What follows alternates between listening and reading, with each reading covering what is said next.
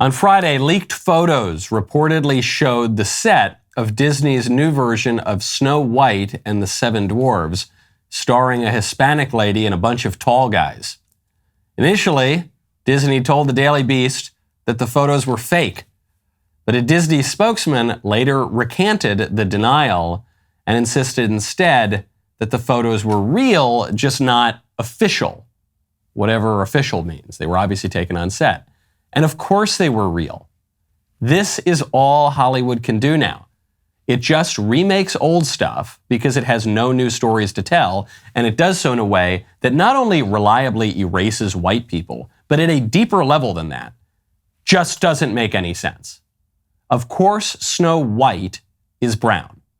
Of course, the dwarves are tall. It's 2023. Up is down, right is left. The next 101 Dalmatians will be played by Chihuahuas. The next Finding Nemo reboot will star a pigeon. The next Lion King will be Coco the gorilla. It would be bad enough if our culture were merely absurd. What's happened to pop culture is even worse. It's become entirely predictable. I'm Michael Knowles. This is The Michael Knowles Show.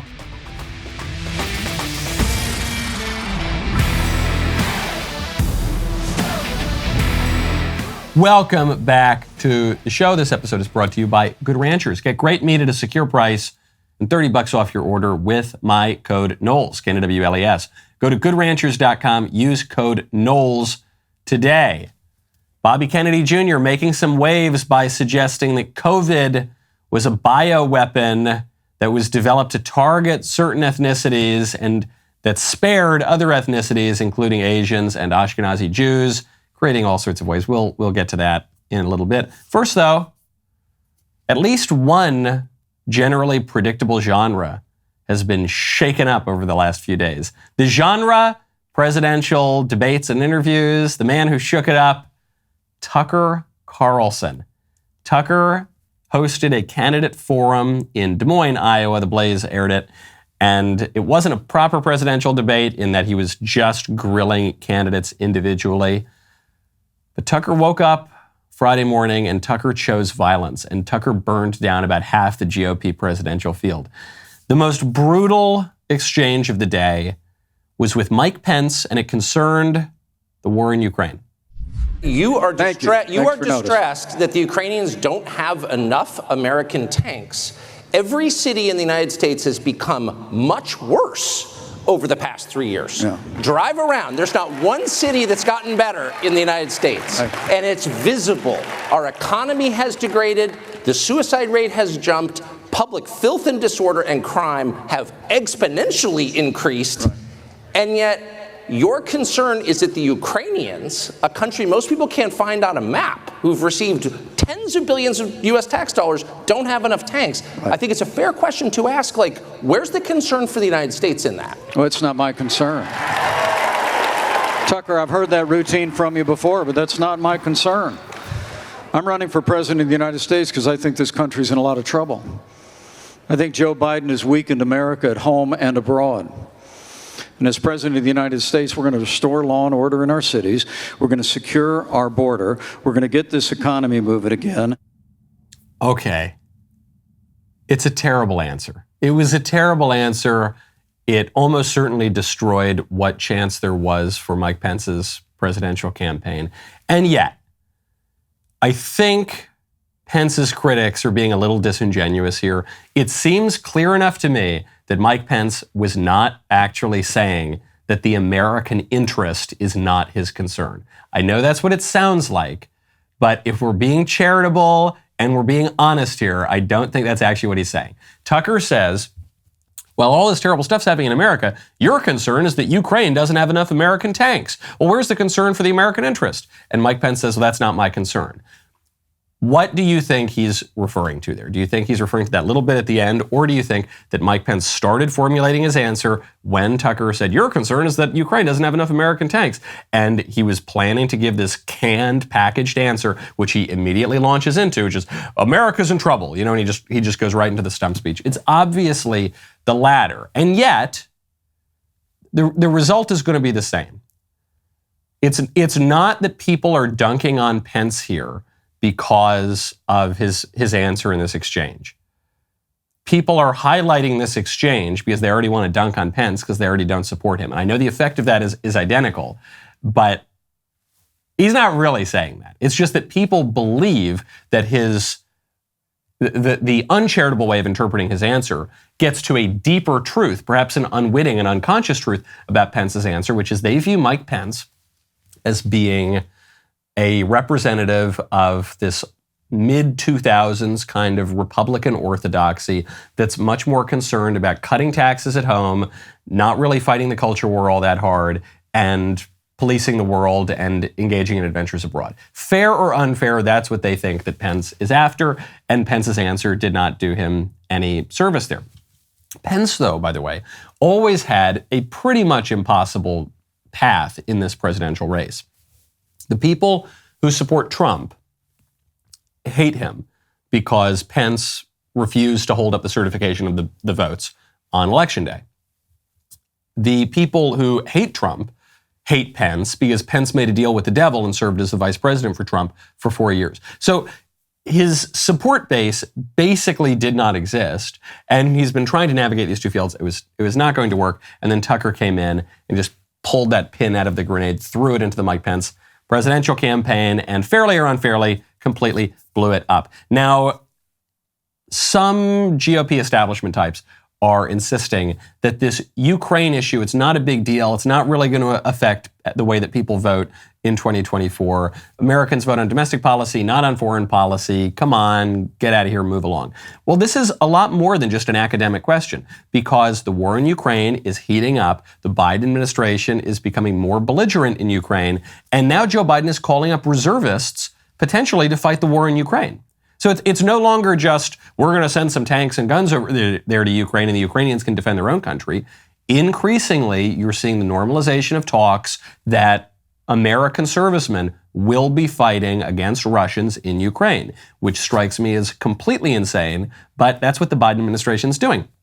Biden just declared, I'll read the exact language, by the authority vested in me as president by the Constitution and the laws of the United States, including sections 121 and 12304 of Title 10 U.S. Code, I hereby determine that it is necessary to augment the active armed forces of the United States for the effective conduct of Operation Atlantic Resolve in and around the United States European Command's area of responsibility. That's a lot of jargon. That's a lot of gobbledygook. What does it mean? It means that we are further preparing the U.S. military to participate in something called Operation Atlantic Resolve. What is Operation Atlantic Resolve? That started in 2014, and in fact, I have friends who were part of it. It bolstered the U.S. military presence in the wake of Russia's invasion of Crimea in 2014. So this was during the Obama administration. This goes back a long ways. And so you might say, well, the war in Ukraine is increasingly unpopular now in the year of our Lord 2023. That's true, but the war in Ukraine didn't start a year ago. The war in Ukraine didn't start even 2 years ago. The war in Ukraine has been building, and American participation in that war has been building for almost a decade now. 2014. This is a long time coming. The CIA director was landing in Kiev almost a decade ago after the Color Revolution, after the Maidan Revolution that kicked out a pro-Russian leader in Ukraine and installed a more pro-Western leader in Ukraine. So the participation has been much more long-standing than a lot of people know, and the stakes are much higher here. We're bought in on Ukraine. Forget the bazillions of dollars that we've given to Ukraine over the last 2 years. And so there is no holdup from the DOD and from the liberal establishment to increase the tensions in that war. That's why Tucker Carlson is saying, hey, if the Democrats are already bought in on fighting in Ukraine and half the Republicans are already bought in on that, I'm going to stand up here. I want to hold people's feet to the fire and call attention to this war before it spins totally out of control. Now, he wants to restore balance to foreign policy. We need to restore balance to nature, which is why you got to check out Balance of Nature. Right now, go to balanceofnature.com, use promo code Knowles. Balance of Nature fruits and veggies are a great way to make sure you are getting essential nutritional ingredients every single day. Through Balance of Nature's advanced cold vacuum process, the vitamins, minerals, and phytonutrients of the fruits and veggies are preserved so that you can get that vital nutrition in each capsule. Balance of Nature is a whole food supplement with no additives, fillers, extracts, synthetics, pesticides, or added sugar. Pure fruits and veggies are the only things they put in their capsules. I love this. I love this more, I think, than even these jackal hyenas around the Daily Wire who go and they rip it all and they take it all away when we get a delivery to the Daily Wire before even yours truly can get his hands on any. Balance of Nature sent a bunch of their products down here. You know how that works out with these animals. I got to get there faster. Reap all kinds of benefits when you check it out. Your body will thank you. For a limited time this summer, when you become a preferred customer of Balance of Nature, they're throwing in a free fruit and veggies travel set and giving an additional $25 off your first order. Go to balanceofnature.com. Use promo code Knowles for a free travel set and $25 off your first order as a preferred customer. Balanceofnature.com, promo code Knowles. Now, as Biden wants to escalate the war in Ukraine, as Mike Pence gets caught, apparently seeming like he cares more about Ukraine than the U.S., even though I think that's sort of an unfair reading, as this becomes a major wedge issue, Donald Trump is being held out as the guy who doesn't want war, doesn't want to increase tensions in Ukraine, and yet, right now, they got him. Trump's critics on the right are pointing out that in a recent interview with Maria Bartiromo, Trump praised Ukrainian leader Vladimir Zelensky and said that he would give Ukraine even more weapons. So you're seeing this especially from people who are either working directly for or practically speaking working for the DeSantis campaign among the right-wing commentariat. They're attacking Trump and they're saying Donald Trump wants to increase U.S. donations of munitions and arms and tanks to Ukraine, wants to increase that war. He's a neocon. He's for a forever war. He's for foreign adventurism. And it's just BS. Here is the full exchange. You said you could end the war in Ukraine in 24 hours. Yes, I could. How would you do that? I know Zelensky very well. I felt he was very honorable because when they asked him about the perfect phone call that I made, he said it was indeed perfect. He said he didn't even know what they were talking about. He could have grandstanded, I felt threatened. Well, that's not going to be enough for Putin to stop bombing Ukraine. No, I'm not saying that. What I'm saying is that I know Zelensky very well and I know Putin very well, even better. And I had a good relationship, very good with both of them. I would tell Zelensky, no more. You got to make a deal. I would tell Putin, if you don't make a deal, we're going to give them a lot. We're going to give more than they ever got if we have to. I will have the deal done in one day. One day. So you see what they're doing. The people who hate Trump on the right, they're only clipping out that last part. And they're saying, I'm going to give Zelensky more than he's ever gotten.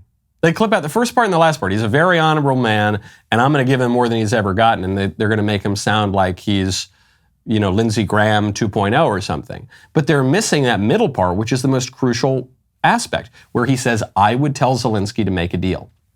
The reason that the war in Ukraine is still going on is because the Biden administration and the liberal establishment wants it to go on. And so they're not encouraging diplomacy at all. They're bolstering this insane idea that they're going to rout every single Russian troop from every part of Ukraine, including Crimea. It's never going to happen.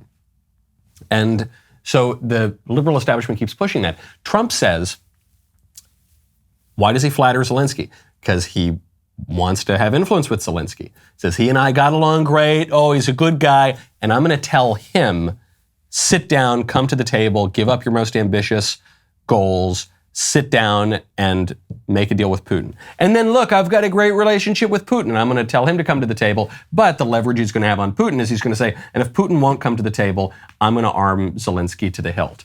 Maybe you like Trump, maybe you hate Trump, maybe you think Trump is good at making the art of the deal, maybe you think he's a terrible negotiator and he's just a braggart and a blowhard or whatever you think about him.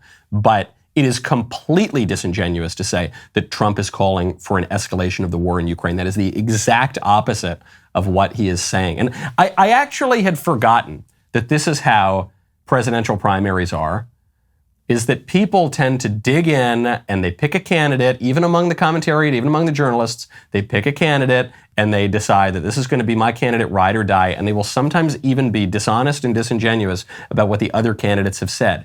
And I've told you from the beginning, I think I might be alone in the right-wing commentariat to say I am not working for a campaign, I am not going to endorse in a primary, or at least I'm going to do my level best not to endorse in a primary. So I'm going to call it like I see it. And if that means that I'm going to defend Mike Pence sometimes Even if I'm going to do it. And if that means I'm going to defend Donald Trump sometimes, I'm going to do it. And if that means I'm going to defend Ron DeSantis sometimes, I'm going to do it. And all the other guys too. There are a lot more people that Tucker really exposed, for better and worse, which we'll get to in 1 second. First, though, speaking of Russia, I'm glad somebody listened to my CPAC speech. I'm glad that there were some politicians in the world who were listening to my CPAC speech, which called not just to raise the age at which you can...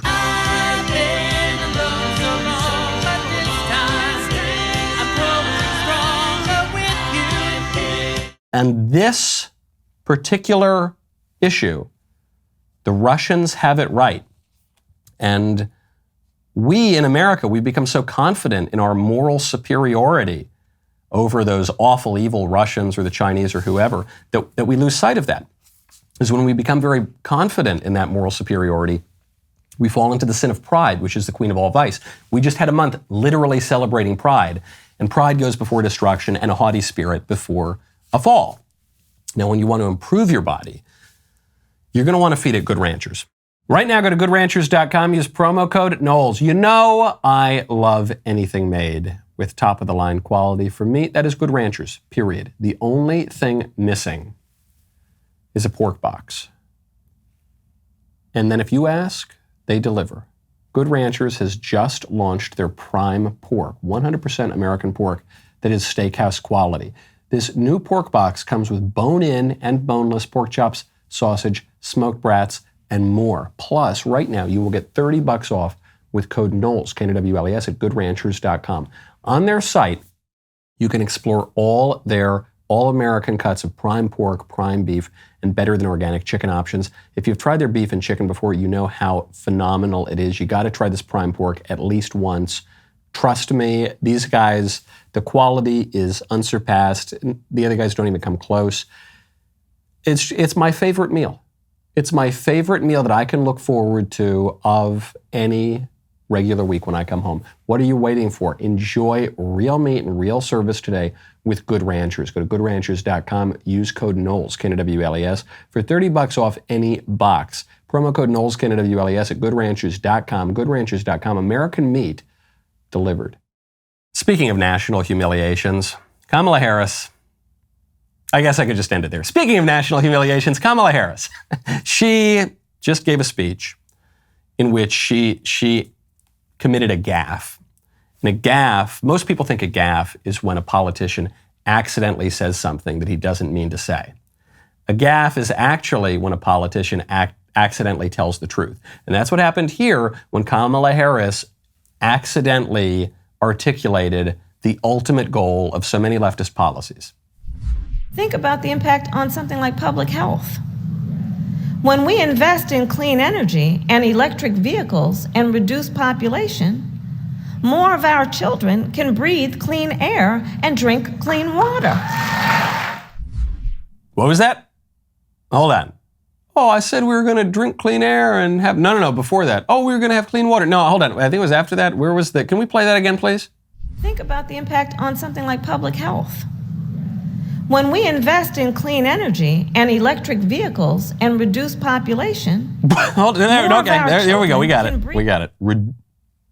Reduce population? She opens up, she says, think about the effect on public health. And then, as part of public health, she suggests we reduce the population. Reducing the population means killing people. Or at the most charitable way you could read that is sterilizing people, getting people not to have kids, whether physically or just culturally.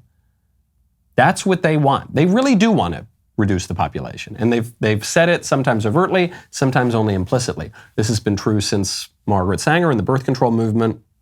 It's been true since the most radical forms of liberalism. And it's really been true since the Garden of Eden, because the devil and the principalities and powers and spiritual wickedness in high places that controls this world really doesn't like people. And so all these left-wing policies keep coming down to this same point, which is reducing population, which is killing human beings. Isn't that weird? Shouldn't that make you scratch your head if you're a liberal? You say, wait, all of these All of these policies, abortion, the encouragement of deviant sexual behaviors, sterilization, euthanasia, so-called, the Planned Parenthood, contraception, on and on and on, all for supposedly different purposes, for women's freedom, for climate protection, for compassion for the elderly and the sick, for this, for that. They totally change the justification, but the end result is always the same, killing people. Shouldn't that give you pause? You say, hold on, the practical effect of all of my policies is killing people, no matter what the justification is. Maybe we're the baddies. Maybe, are we potentially the baddies? When you look around the world and you say, wow, the vast majority of the world doesn't kill anywhere near as many babies as we do, and they don't permit killing babies as late in the game as we do. In fact, the countries with the most radical abortion policies are America, Canada, sorry to say, China, and North Korea, which are not great regimes. So are we the baddies? Are we on the wrong side of this issue?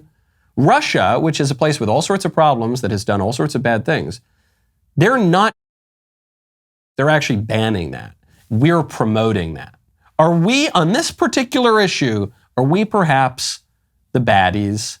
Are we, if our motivating drive here is to reduce the population, then the whole point of statecraft is so that people can flourish. It's to pursue the good and to avoid evil and to allow people to live happy lives, which is articulated in our Declaration of Independence. Life, liberty, and sometimes the classical liberals, they want to rewrite the Declaration of Independence as John Locke articulated this phrase, and they'll say that we're here for life, liberty, and property. That's not it. That's not what Jefferson wrote. That's not what the Founding Fathers wrote. They said life, liberty, and the pursuit of happiness, which refers to a more classical conception of statecraft, which is the common good. What is law? The classical conception of the law is that law is an ordinance of reason for the common good by him who has care of the community and promulgated. It's not good to kill people. That doesn't help people's good. And that's what they want. Now, speaking of killing people, speaking of Democrats making gaffes, RFK Jr. just got in a lot of trouble for a conversation that appears to have been secretly recorded at some kind of a donor political event in which he discusses one theory about COVID. We've put hundreds of millions of dollars into ethnically targeted microbes. The Chinese have done the same thing. In fact, COVID-19, there's an argument that it is ethnically targeted. COVID-19 attacks certain races disproportionately. The races that are most immune to COVID-19 are because of the structure of the genetic structure, genetic differentials among different races of the receptors of the ACE2 receptor. COVID-19 is targeted to attack Caucasians and black people. The people who are most immune are Ashkenazi Jews and Chinese. But we don't know whether it was deliberately targeted that or not. But there are papers out there that show the racial and ethnic differential impact to that. That's pretty crazy, huh? That's pretty wild. The idea that COVID could discriminate by race, and that COVID would most target white and black people, and the groups that are least susceptible to COVID would be Chinese and Ashkenazi Jews. That seems totally crazy, right? And as everybody was yelling and calling RFK a kook and a nut and an anti-Semite, before I addressed any of that, I thought, well, let me just Google and see if any of this is true. And then I pulled up this paper. This is a paper that was published in BMC Medicine. It's a real medical journal. This is from people at the Cleveland Clinic. This is people at Columbia University. So these are serious scientists and scholars. The headline is New Insights into Genetic Susceptibility of COVID-19. an ACE2 and TMPR SS2 polymorphism analysis. So ACE2, I guess that's referring to what Bobby Kennedy Jr. was talking about here. And then we've got some numbers here. The background here, the analysis across the different groups, across the different populations, and it finds, well, exactly what he's talking about. It says that for African Americans and for white people, the risk is much higher, and for East Asians, the risk is relatively lower, and for Ashkenazi Jews, the risk is the lowest among any of those groups.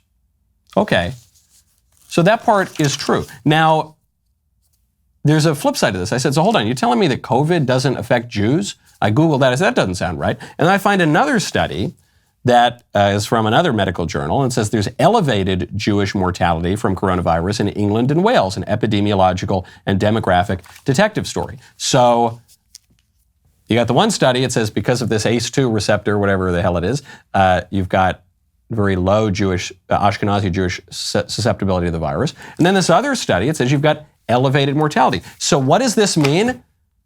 How the hell should I know? I majored in history and Italian literature. I don't know what an ACE2 receptor is. I don't even really believe scientific studies. Do I think that Bobby Kennedy Jr. hates the Jews or Chinese? I don't know why they didn't say he wasn't anti-Chinese racist or something like that. But I don't know. Do I think that? No, I don't really think that. He's sort of an eccentric guy. You know what I do think, though? The only thing I can conclude from this whole episode is I don't know anything about the COVID science or whatever, you know. The main takeaway here for me is that the media are going to treat Bobby Kennedy Jr. as a Republican. Because this whole episode has nothing to do with the papers, the people who are calling him a complete maniac and a racist and a this and a that. They don't even point out he's referring to a real scientific study that's been out for a few years. They don't engage in that study. They're not raising studies that might perhaps question those results. It has nothing to do with that at all. They don't care what he said. They're just going to call him a racist because that's what the libs do to conservatives when conservatives are in public life. So Bobby Kennedy Jr., who is a Kennedy, who is from the most prominent Democrat family in the country right now, because he is questioning the liberal establishment, because he's going up against Biden in this presidential race, he is going to be treated as a Republican. He is going to be treated as a conservative. He's going to be a racist. Doesn't matter what he says. Doesn't matter what he means. Doesn't matter what studies he cites. The COVID stuff doesn't even matter. Increasingly, this guy, he could talk about tax policy. He could talk about Ukraine. He could talk about anything.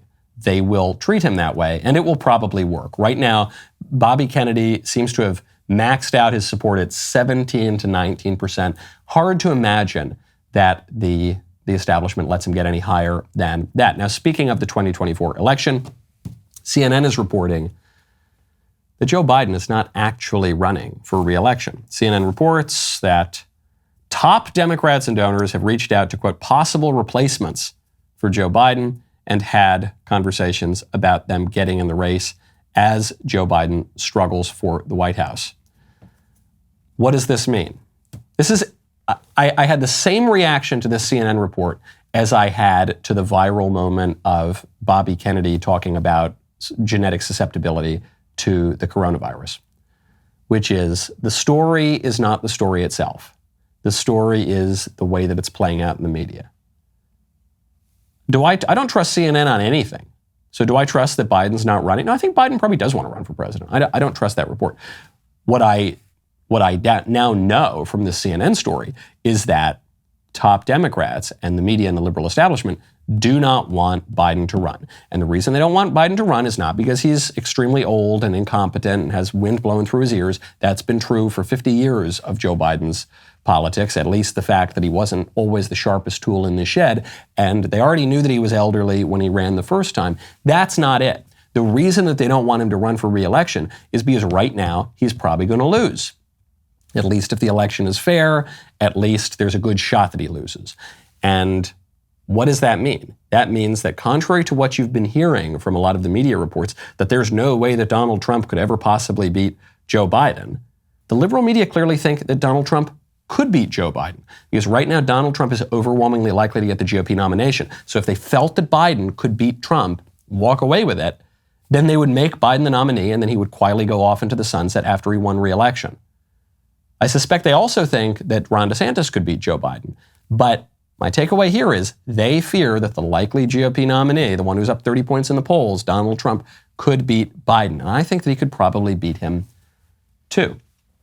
Now, when Dr. Jordan B. Peterson made the decision to join DailyWire Plus, it was a major win for those who champion free speech and intellectual debate. With 1 year of unparalleled output, his contributions have set new standards and remained unmatched by any other platform. DailyWire Plus now has a vast array of exclusive Jordan Peterson content, offering hundreds of hours of captivating content you won't find anywhere else. Jordan has created thought-provoking works that reshape your perspective on life, which include Vision and Destiny, Marriage, and Dragons, Monsters, and Men. Additionally, you can immerse yourself in discussions that nurture your spiritual side, such as Logos and Literacy, and Jordan's groundbreaking series on the Book of Exodus. That's only the beginning. I have not even mentioned his Beyond Order lecture series or his extensive archive of lectures and podcasts.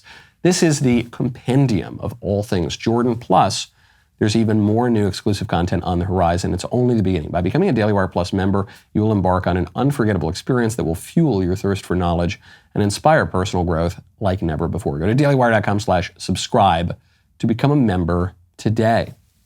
My favorite comment yesterday is from Raider Batman, who says, the Secret Service is staying true to its name. They're keeping everything they find a secret. So true, including and especially fingerprints on dime bags of the old Colombian nose candy found in the West Wing. Speaking of presidential politics, back to that candidate forum. Tucker really did a number on Mike Pence. He may have gone even harder on a candidate polling even lower. That would be former Arkansas Governor Asa Hutchinson.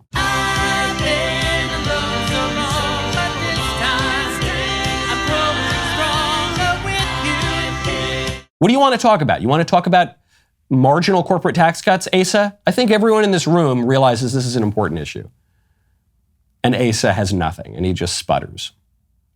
This is what happens when you hire managers. There are two kinds of Republicans one increasingly sees.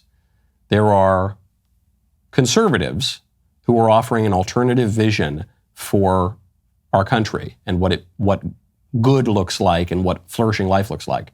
And then there are managers. There are people who are going to manage liberalism in a slightly more efficient way. And Asa Hutchinson is in the latter category. He's saying, yeah, look, I agree with the liberals on everything. I defer to the scientists and the technocrats and the leading liberals on everything. But I'm just going to do it in a way that's a little bit more efficient and polite. Oh, okay, cool. Wow, boy, let's go. Where do I sign up? It so stirs my soul so much. The other candidate who did not fare terribly well from this grilling by Tucker, Senator Tim Scott. Stop this war. And reach a peace as one does, where both sides, concede some of their interests. Like, why wouldn't that be in our interest to do that? I think the faster we get to peace, the better off we are. What we don't want to do, from my perspective, is allow ourselves to ask for a premature peace that cannot be achieved as the alliances continue to come together. To the extent that we can find our path out of this situation, the better off we are. So what's the point at which we'll know that we've achieved our goal? And I say that within the context of having watched 20 years of occupation in Afghanistan, where nobody could answer the question, what's the point? Yes. And no one in Congress ever asked that question, amazingly. So what is the specific goal here? Yeah, so I would say that the objective should be for Zelensky and Ukraine to be able to achieve victory by maintaining as much of their territory as they possibly can, and then seeing the resources that we've deployed, along with our Western alliances, achieving the peace that I believe comes when you get these two folks to sit down and have a conversation that allows them to determine where those lines will be drawn for the next 100 years. Okay. Tucker just lets it go. Okay. But Tim Scott didn't say anything there. He did his best, and he's a nice guy, but he didn't say anything. He said, I want peace. but we shouldn't achieve a peace before we can have a peace that is achievable. And Tucker presses him and says, well, what's that look like? When do we know we've achieved the peace that is achievable? And he says, well, it's when these guys, Putin and Zelensky, when they sit down and they have a conversation. Okay, what's the point of the conversation? Well, the point of the conversation is going to be they're going to work out what the limits are. Yeah, right, that's the question. What are the limits? What is it? What is the, okay, check, we've accomplished our goals, now the war is over. Well, he says it a little bit earlier in the answer. He says, well, it's when Zelensky can keep as much of his land as he possibly can. Okay, well, as much of his land as he possibly can keep is all of it. So now you're saying that the war is going to continue until Ukraine maintains its territorial integrity that it had before what? 2 years ago? That it had before 2014? That it had before the invasion of Crimea? That it had... That's never going to happen. This is a 1,000-year territorial dispute that we're talking about in Ukraine. So Tim Scott's answer effectively is, we're going to have war forever, which was the answer in Afghanistan, but the imperialists who supported that didn't have the courage of their convictions to actually say it. Maintaining an overseas empire is a common theme throughout history, and it's a defensible position. Might not be your position, might not be my position. It's a defensible one, but the people who were arguing for that couldn't really make the argument. They didn't want to make the argument. Because when you ask these imperialists, when you ask these foreign adventurists, what is the goal of this war? The answer is the goal is to keep it going. And what the more conservative people are saying right now, lowercase c conservative, they're saying, well, you know, when you're just engaged in an open-ended war with a nuclear former superpower where you're encroaching on a buffer state that previously separated you two guys who were on the brink of nuclear war for the back half of the 20th century, closest we've ever come to an all-out nuclear war, that gets pretty dangerous. And no one, except for like one guy at a candidate forum, no one seems to want to press the candidates on that question as we all sleepwalk into World War III. You know, the rest of the show continues now on that happy note. You don't want to miss it. Become a member, use code Knowles, KNWLAS, at checkout for 2 months free on all annual plans. It's Music Monday, baby. We'll see you at the member block.